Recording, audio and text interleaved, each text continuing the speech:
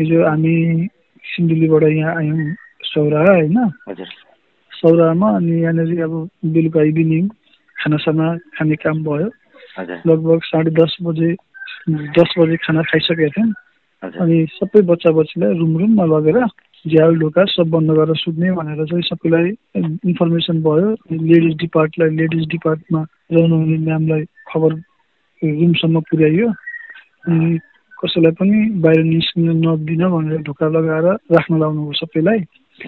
अनि यहाँनिर 5-7 जना भाइहरूले चाहिँ यहाँ आगो बालिदिनु भएको रहेछ होटलको उसमा नै।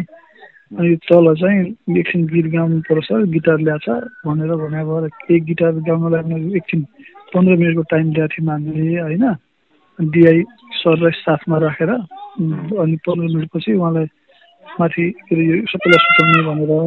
अनि त्यो जो नानी चाहिँ जुन रुममा थियो हामीले फेरि एकदम सेफ्टी अप्नाएर हरेक त्यो फ्लोरमै सबैभन्दा माथि चाहिँ गर्ल्सलाई राखेर मतलब अब बोइजहरू तलबाट माथि जानु नमिल्ने गरी अब सबै एट्याच टोयलेट भएकोले गर्दाखेरि भित्रै हुन्छ भनेर राखेका थियौँ।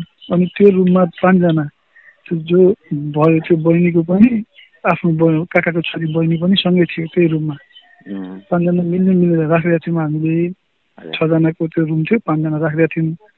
अनि ऊ चाहिँ अब त्यो त बाहिर यतातिर हेर्ने गर्ने गरिरहेको थियो अरे। म बाहिर जान्छु भनिन अरे। अनि सर म्यामले बाहिर नआउनु भनेको छ। अब मिल्दैन भनेर ढोकामा एकजनाले छेक्दिछन् उनलाई। अनि दुईचोटि झ्यालमा पनि आएको अरे। ताने साथीहरूले नजाऊ उतातिर, त्यहाँतिर जानु हुँदैन, झ्याल नखोल्नु भन्नुभएको छ भनेर ताने उनीहरूले। होइन म एकछिन हेर्छु त्यो भ्युज हेर्छु यताको भनेर चाहिँ उनले। अनि त्यहाँ दिनमा बसेर हेर्दै थिइन् अरे होइन। एक्कासी अब चिप्लिछन् झ्यालबाट चाहिँ। हजुर झ्यालबाट चाहिँ रुमको आफ्नो रुमको झ्यालबाट। झ्याल पछाडि चाहिँ त्यस्तो उहरू सेफ्टीहरू केही थिएन। झ्याल पछाडि त्यो पातलो के रहेछ त्यो के अरे जाली जस्तो त्यो मच्छर नछिर्नको लागि मात्रै। अनि त्यो भएकोले चाहिँ त्यस्तो भयो सर। कि उनी चाहिँ तल त्यो रमाइलो भाटामा आउन चाहन्थिन् कि के थियो? साथीहरूको भनाइ चाहिँ त्यहाँ यहाँ गिटार पनि बजेर गीत गाएको भएर मलाई नि गिटार बजाउन आउँछ भन्दा। अनि साथीहरूले अब गर्ल्सलाई चाहिँ हामीले अलाउड गरेका थिएनौँ किनभने अब सेफ्टीको कुरा आउँछ होइन। अब सुत 10:30 बज्यो, अब सुत भोलि 7 बजे उठ्ने अनि भोलि इन्जोय गरौँला रमाइलो गरौँला भनेर त्यसरी सबैलाई उ गरेका थियौँ। अनि चाहिँ अब झ्यालबाट हेर्न थाल्यौँ। एक दुईचोटि साथीहरूले लगे अनि फेरि अर्कोचोटि पनि आएर हेर्दै थिइन्। अनि साथीहरू अब मोबाइल हेर्न थाले यताउता सँगै छेउमै थियो नजिकै। अनि एक्कासी त्यस्तो भयो भन्छन् उनीहरू। एक्कासी अनि यहीँ तल अनि हामी सबैजना भइहाल्यौँ। हस्पिटल लग्यौँ। अनि हस्पिटल लगेर हस्पिटलमा प्रोसेस भयो।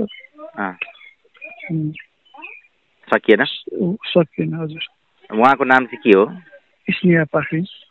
कति क्लासमा पढ्नुहुन्थ्यो अहिले? 11 क्लासमा सर। उहाँको घर चाहिँ? घर खास एड्रेस हामीलाई टिपाको भनेको पानी ट्याङ्की। पानी ट्याङ्की होइन? हजुर हजुर। तल चाहिँ केटाहरूले के रमाइलो गरिरहेको थियो गिटार सितार बजाएर? गिटार बजाएर यो यस्तो छ कि यहाँनिर चाहिँ तपाईँको छानो लगाएर त्यो रेस्ट रुम जस्तो आराम गर्ने वरिपरि बेन्च राखेर बिचमा चाहिँ त्यो आगो बालिदिने यहाँको त्यस्तो हुँदो रहेछ सौराको होइन। त्यही थियो, अरू केही थिएन सर। त्यो तपाईँहरू बस्नुभएको होटल चाहिँ कति तलाको थियो? 4 तलाको होटल थियो। 4 तला थियो भनेपछि टपमै 4 तलामै हुनुहुन्थ्यो लेडिजहरू चाहिँ? हजुर लेडिजहरूलाई चाहिँ किनभने तलबाट केटाहरूलाई अलाउड नगरेर अनि माथि अब सिट भनौँ न हामीलाई चाहिँ सेफ्टी चाहिएको थियो, सेफ हुन्छ भनेर। अब बसमा पनि ल्याउँदा पनि हामीले गर्ल्सलाई छुट्टै एउटा बसमा बोइजहरू नराखिकन त्यस अनुसारले लिएर आइरहेको थियौँ। भिजिट गर्दा पनि गर्ल्सको ग्रुप अगाडि अनि पछाडि बोइजहरूलाई गरेर यसरी भिजिट गराउने एकदम सेफ्टी अप्नाएर गरिरहेको थियौँ सर। अब यस्तो भयो। कहिले जानुभएको थियो तपाईँहरूको भ्रमण, शैक्षिक भ्रमण होइन? हिजो बिहान हजुर। कहिलेसम्मको थियो तपाईँहरूको यो? हाम्रो 20 गतेसम्मको थियो सर। कहाँको प्लानिङ गरेर जानुभएको थियो? प्लानिङ हाम्रो हेटौडा हुँदै हेटौडाको हामी स्मारक पस्यौँ। अनि त्यहाँबाट यहाँ सिजीधाम, अनि त्यहाँबाट यहाँ सौराहा आयौँ। अनि अब भोलि इन्डस्ट्री भिजिट थियो हाम्रो पोखरामा। आज यो सौराहा जङ्गल सफारी गरेर अनि भोलि चाहिँ हामी इन्डस्ट्री भिजिट गर्न पोखरा पुग्ने लक्ष्य थियो। 2 दिन पोखराको इन्डस्ट्रीहरू भिजिट गरेर अनि फर्किने लक्ष्य थियो। यस्तो भयो सर। ए अब के छ अहिले अवस्था के छ त्यसो भने तपाईँहरूको? अहिले पोस्टमार्टमको लागि अब प्रक्रिया सुरु होला। यहाँनिर अहिले मुचुल्का उठाउने काम भइरहेछ। गार्जियन आइसक्नु भएको छ। ठिक छ सर।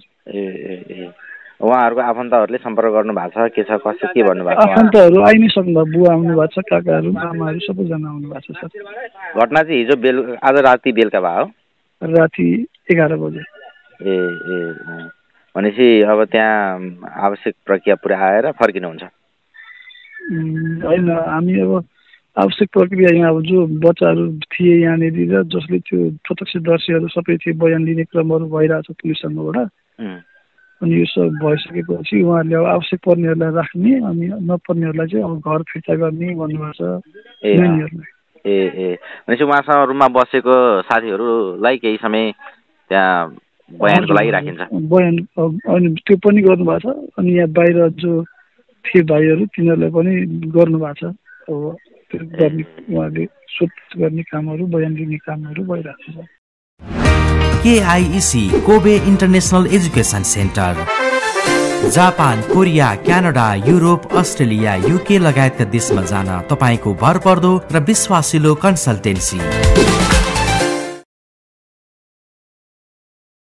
विदेश अध्ययन, भाषा सिप र प्राविधिक दक्षता सबै एकै ठाउँमा। अब सिन्धुलीमै इन्फर्मेसन टेक्नोलोजी म्यानेजमेन्ट हब प्राली ITM हब यहाँ उपलब्ध छन्। IELTS, PTE तयारी कक्षा, जापानी, कोरियन लगायतका भाषा कक्षा, विदेश अध्ययनका लागि भरपर्दो परामर्श सेवा, कम्प्युटर तालिम, लोक सेवा र शिक्षक सेवा आयोगको तयारी कक्षा, नेपाल प्रहरी, सशस्त्र प्रहरी, नेपाल आर्मीको थ्योरी र प्र्याक्टिकल कक्षा, तपाईको दक्षता अनुसारको जागिरको व्यवस्था, सबै सुविधा एउटै छानामुनि।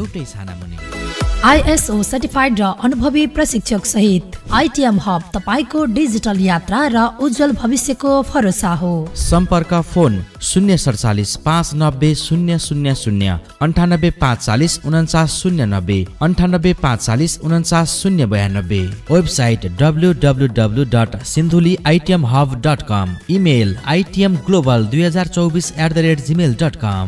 ITM हब प्राली कमलामाई नगरपालिका 6, धुरा बजार, सिन्धुली।